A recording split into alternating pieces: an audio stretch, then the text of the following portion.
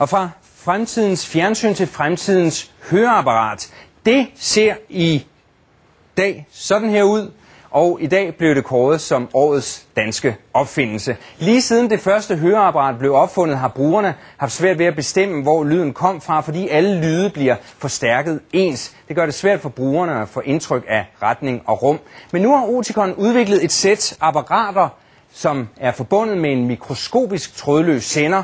Forbindelsen gør brugeren i stand til at opfatte lyde i højre og venstre øre forskelligt. Og det er nemlig forskellene i lydniveauerne, og så de her små forsinkelser, der gør os i stand til at bestemme rum og retning. Opfindelsen vækker allerede nu begejstring hos de første brugere. IT-konsulent Claus Fægt er en af de 10 første, som fik Epoch høreapparater.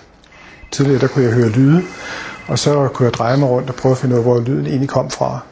Men nu kan jeg høre, om det er en lyd, der kommer bagfra eller fra siden. Benhård konkurrence mellem verdens førende producenter giver nu de hørehæmmede forhåbninger om et bedre liv. Jeg tror, familien er lykkelig. Og Oticons landvinding udløste i dag Fagbladet Ingeniørens pris for Danmarks bedste opfindelse 2007. Oticon vinder, fordi de har præsteret det mest unikke teknologispring her. Kåringen af Oticon er ifølge aktieanalytikerne ingen tilfældighed. Virksomheden bruger væsentligt mere på forskning og udvikling end konkurrenterne. Alligevel venter Epoch endnu på det store gennembrud. Nu er Epoch et meget avanceret apparat, og introduktionen af avancerede apparater, som kan ting, vores kunder aldrig har kunnet før, tager af natur væsentligt længere tid end andre produkter.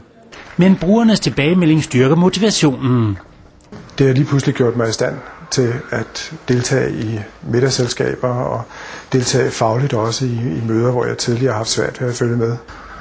Og jeg kan også pludselig høre mig væsentligt bedre, når jeg er ude i naturen, hvor lydene kommer fra. Eneste ulempe ligger i dagens forbrugerinformation. Efter fuldt offentligt tilskud er prisen for den nye stereolyd godt 16.000 kroner. Lidt senere i aften